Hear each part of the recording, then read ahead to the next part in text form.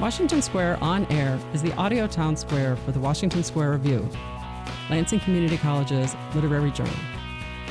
Writers, readers, scholars, publishing professionals, citizens of the world gather here and chat about all things writing.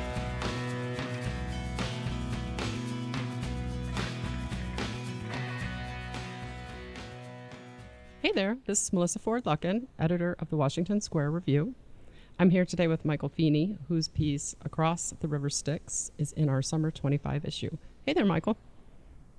Hi, thank you for having me. Yeah, for sure. Tell us a little bit about your piece, maybe give us a little summary for people who haven't read it yet, and then let us know how you came to write it.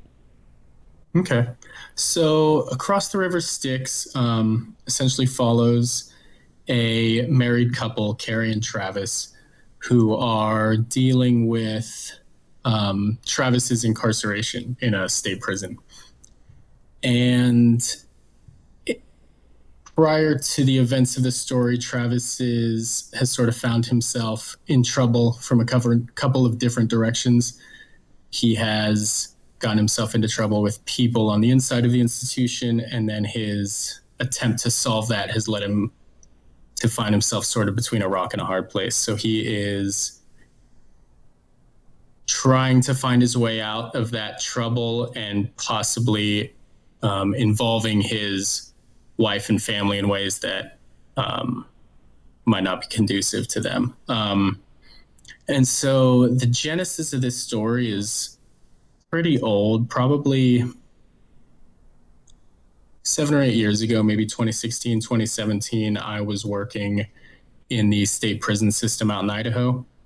And for a period of several weeks, I was detailed to fill in as a visitation officer for the primary visiting officer. So that entailed the scheduling and facilitating and supervision of in-person visits between inmates and their families. So that was interesting in that it allowed me to see these men on interacting with people other than other incarcerated people or staff members. So sort of a different dynamic. And then in that time, I developed a decent rapport with a specific inmate. And then, so, you see their families, you see their kids. And so I met his wife and his son, who was about the same age as my son at the time. And then a few weeks after my tenure in visiting ended and I went back to the main line, the wife was actually caught bringing contraband into the institution in that child's diaper bag. So it sort of got me thinking about what that must feel like to be caught in between all of these forces and the pressures of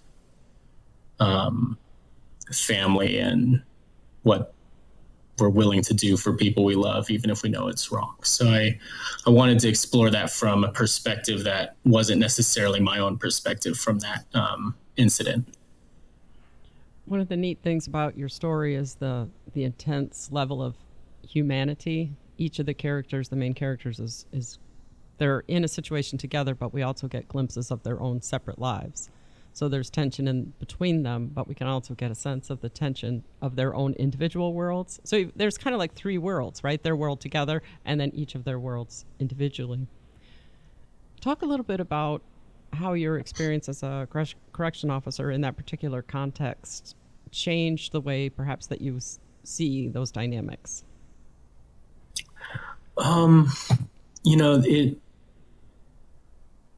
I'm no longer a CO, but when I was, I did about 5 years as an officer, and it forces you to see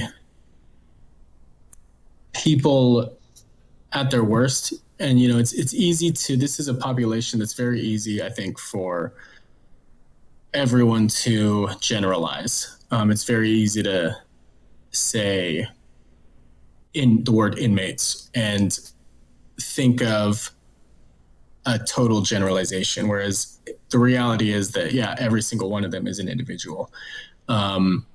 Everyone has, and the same goes for officers and prison staff as well, is there, everyone has a life outside of the institution. And I think it's very easy to forget that when you're looking at numbers and uniforms and institutionalization, and so all these forces that kind of force people into blocks, I guess. It's easy to lose track of that. But working, every day, spending 50, 60 hours a week with these people, you have to see them as individuals. You know them for years in some cases. Mm-hmm. Did it change the way that you thought about their family life outside of the institution over time? Yeah. And you do have a lot of information. You do have access to, again, this is from a period of 2015 to 2021. So, I mean, things could have changed dramatically since then. But at the time I was working there, you did have access to like pre-sentence investigations. And so you would be able to read about, you have the dossier on them. So you also learn about their childhood, their upbringing, their things that they've done and things that have been done to them. And so you do have this kind of broad picture. And so then in dealing with that, you have to focus specifically on the individual in front of you, And so it really does simultaneously humanize and dehumanize. And so I really never wanted to be someone that sees just a, inmates green scrubs. I always tried to see the person that they were. Mm-hmm. And also perhaps see beyond just the list of information that you were talking about. Absolutely. Yeah.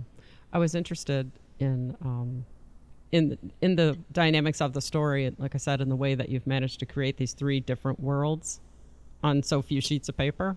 So that to me was really fascinating and compelling. When you think about other creative writing that you've done, how does this one fit in? Is it quite a bit different, similar? I'd say it's pretty similar.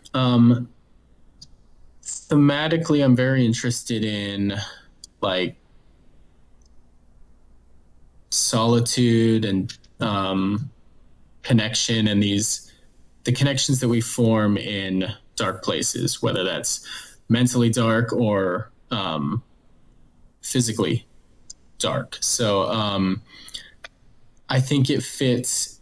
It does. I like to write about people and places that I am unfamiliar with and that I don't see represented very often in literary fiction, especially.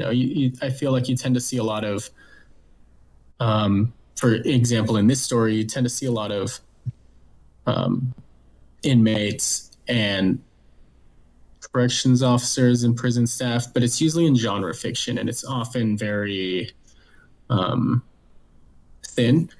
And so I'm interested in exploring people and places that, are usually sort of just glanced over, or a stock character in a detective novel or something like that. Why do you think that is?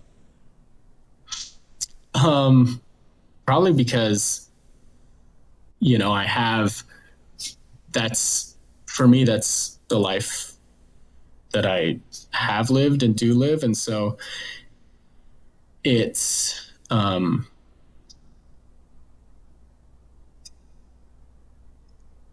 it just, I think it's easier to empathize for me with the, quote unquote background characters, Mm-hmm. Okay. the people who would appear in the opening scene of a mystery and then disappear again after, their statements taken or whatever. So I try to see the humanity in everybody. And so I want to explore that humanity in people that would just disappear from the narrative, I think, in most stories. Mm-hmm. You've let me know that you're a father, and I'm wondering how that Mm-hmm. plays into this desire to kind of look underneath and look beyond the usual. I think that just makes me more aware that, yeah, every single person out there is someone's son or someone's daughter. And, even the most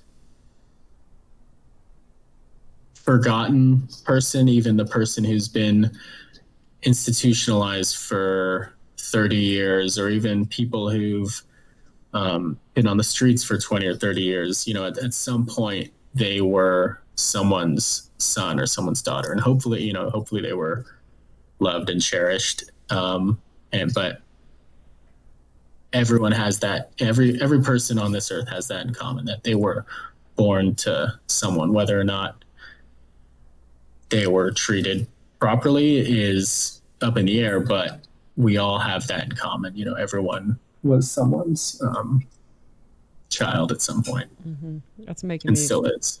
Making me think about how each person is way more complex inside than what you see. Yeah, absolutely. Every person is this mass of history and emotions and feelings, and every human is millions of moments. Mm-hmm.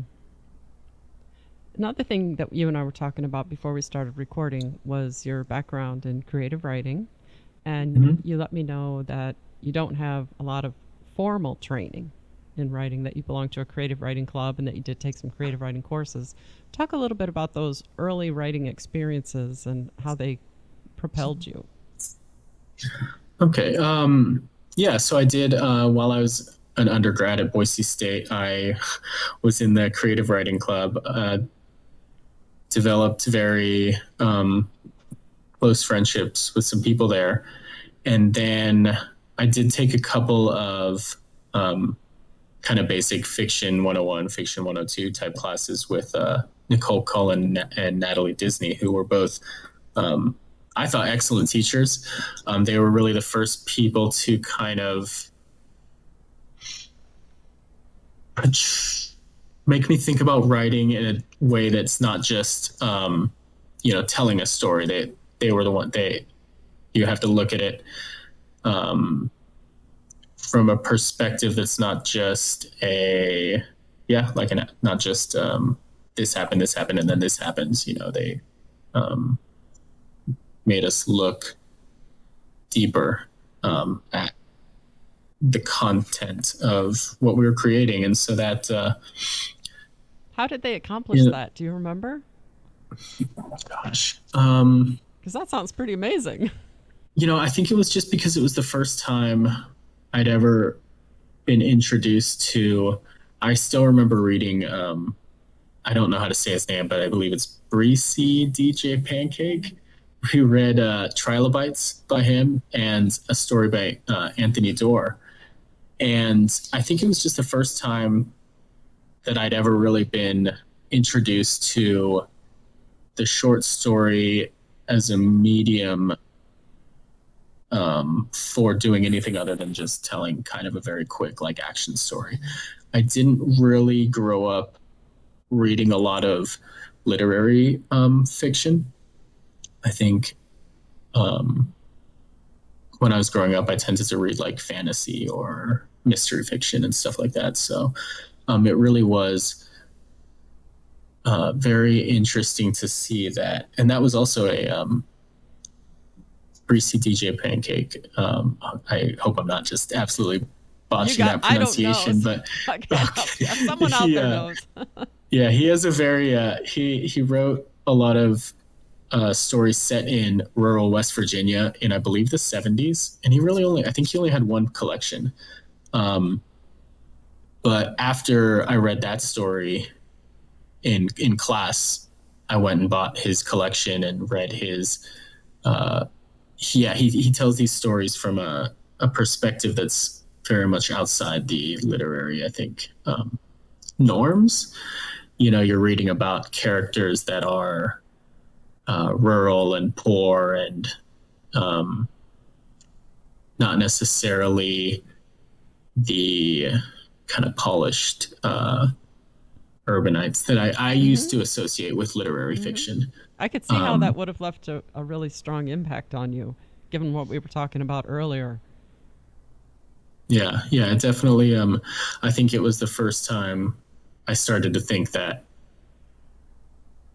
I just grew up, I guess I just grew up with this kind of misplaced idea that literary fiction is all just, Henry James, or very urbane and a little bit and sophisticated. And I always thought it was sort of something that was too above me, I guess. And so it was it was cool to see a reality that I could recognize more easily. So what happened next after the classes that you took? Oh gosh, almost nothing. When I graduated, I was taking the LSATs, and I was looking at going to grad school and law school. I was interested in working for the Foreign Service, like working in embassies abroad. But then I had my son, and there was sort of a paradigm shift there, and I just had to focus on the close-in priorities. And that sort of led me to working in the prisons, which I don't regret. It certainly changed the trajectory of my life very much. In what way? I mean, I think certainly it changed me, who I am as a person. And even the life I live now, like I lived out, and I in 2021, I left the Department of Corrections, and I moved back to California, where I'm originally from. And while here, I met my fiance, and I don't, and none of that would have happened if I had gone to law school, and even if I had gotten to go to been able to work for the Foreign Service. It's just a totally different trajectory, and I think a totally different mind frame. So I'm happy with the life I have now. So it's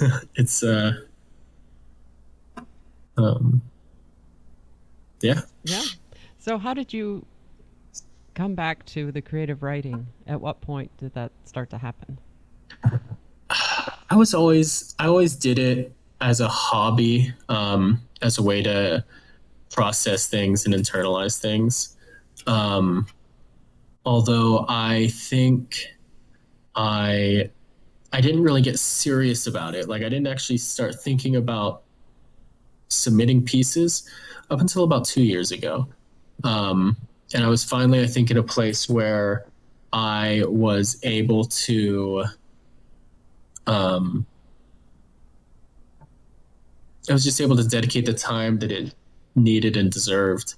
And so, I actually dusted out a few old stories, this being one of them, and kind of took the bones of that, and then was able to think more about the craft of it. And so really I think around the very end of 2023, I started submitting pieces, and I started revising some old stories and creating some new ones, and started sending them out. Okay. And it's very scary and fun and satisfying and a whole bunch of different things. Yeah.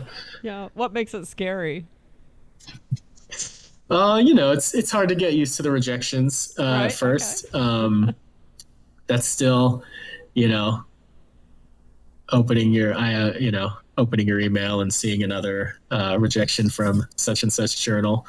But at this point, it's just kind of, I think it's more exhilarating than scary at this point. I get excited when I hit submit.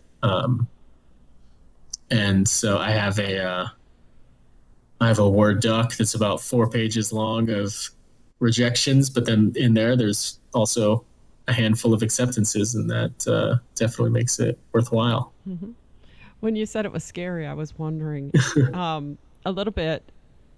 There must be people in your life that know that you're writing. And so, how does Mhm. it feel to have your stories out in the world and having other people read them? Um, People that you is what I'm thinking about. yeah. Uh, I think everyone who knows me well, I don't feel that, hmm, I don't really hide who I am, I guess. So like, I don't think that the, I don't necessarily write what might shock me. I don't worry about my son reading Mm-hmm. anything I've written when he gets older. But yeah, no, but it's the people that I don't know that are a little, that's the nerve wracking thing, sending. Um, you always worry about how people might perceive it, if people are going to take things as insulting, especially when you write from perspectives that aren't necessarily your own. I know that I can write authoritatively about the experience of, the life I've lived. But for example, even in this story, I'm sure, you know, that people could pick that up and be like, that's not my experience as someone married to an incarcerated person, or that's not my experience as an incarcerated person. So um, it's a little, and a lot of the stories I do write are um, seen through the eyes of people that I don't necessarily share the same reality as them, because I'm interested in exploring those different worldviews and different realities and places. And so, there is when I submit pieces, I just hope that I don't. I try to portray it accurately and honestly, but yeah, there's always going to be the reality that is not my lived experience, and so that's Yeah, nerve wracking, I guess. I think we've kind of we've wandered into a pretty complicated topic because it's something that Mm-hmm. all fiction writers deal with after you've written, X number of stories. Maybe it's 5, maybe it's 12, I don't know. But eventually you've written yourself out. Mm-hmm. You've imagined yourself, your own perspective that you have in a couple different situations, but eventually you're going to be tapped out. Yeah. And as a writer, like you said, you want to include other perspectives and look at other places. And that, I think, yeah, you've raised a good point. How do you deal with that? When you're creating a character and you're creating a character that has an experience not from you in your life, do you do a little research, talk to people? How do you work that? I do as much research as I can about places and people. I try to talk to people who have lived something similar to that, even if it's not, the reality of it. Um, so like, but it is, I try to just be empathetic about it. I try to look beyond the stereotype. And I try to imagine myself in that situation. And so again, yeah, I guess I move pretty slowly, and I try to think about how it might be perceived to someone who, for example, that is the life they've lived or something similar to that. Um, so, for example, one of the other stories I've had published,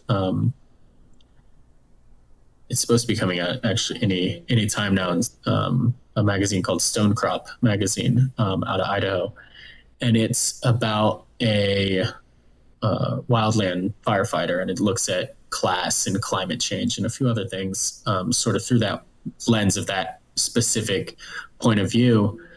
And in that one, I talked to a friend of mine a lot about his own experiences as a wildland firefighter.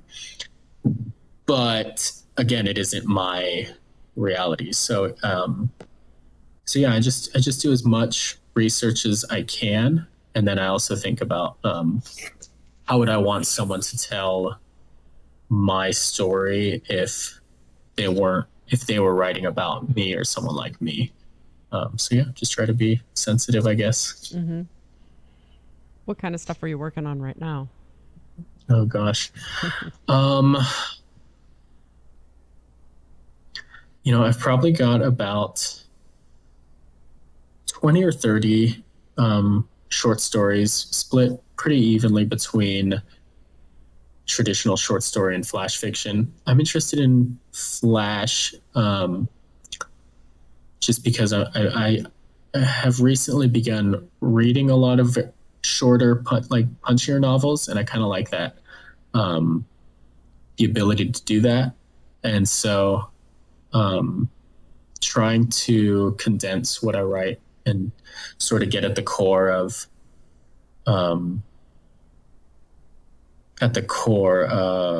the experience and distill it down. And of course, like every writer, I have the couple novels percolating and bouncing around. Mm-hmm. And, and I do have one novel that I'm working on that is set in prisons. And that sort of is difficult in that I think I'm able to write it a little more honestly now that I'm removed from that environment, because trying to write it while I was in it just felt too much like a roman à clef or a autobiographical novel, and I didn't want that. And then so part of that is like, okay, how do I write one that's true to the experience but entirely fictional? Mm-hmm. And then how else do I convince people that, oh yeah, this isn't a roman à clef or an autobiographical novel, I promise. That was something when I have stories set from perspectives closer to mine, I have to kind of tell people like, okay, this isn't actually my experience. Mm-hmm. This is a fictional story. So that's, but yeah. Yeah, that can happen. People read your fiction, and start to think, is that what he thinks? Is that what she thinks? Yeah. No, that's what the character thinks. I'm not the character. Yeah, and that's kind of a thing I have to be I think wary of too. I have a story that I think I probably might need to reevaluate seriously, and this is set in an institution. And again, that's not everything, or not even a quarter what I write is set in the prisons. Mm-hmm. But this one is another story that I do have, again, from an inmate's perspective, and it gets rejected almost instantly everywhere I send it. So I'm like, okay, there might be something wrong with the story itself. And so I'm kind of, again, thinking like, hopefully that readers don't think I'm advocating for a certain behavior and mindset that the character has. Mm. And so again, it's one of those things where it's like, okay, maybe I need to evaluate how. Maybe it needs a new opening. Yeah, it needs definitely needs a new opening. It needs a lot, I think, but we'll get it sorted out someday. Awesome. If people want to watch for you, you told me that you don't have social media yet.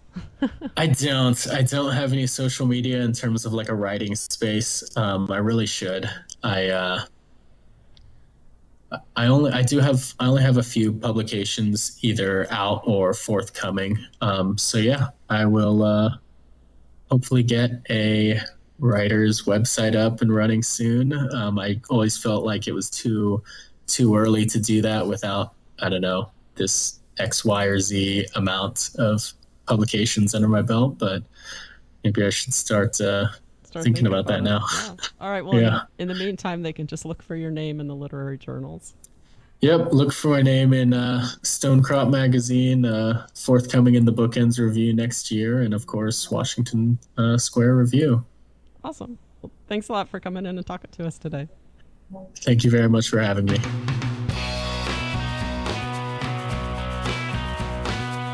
Thanks for stopping by the audio town square of the Washington Square Review. Until next time, this has been the Washington Square On Air from Lansing Community College. To find out more about our writers community and literary journal, visit lcc.edu/WSR. Writing is messy, but do it anyway.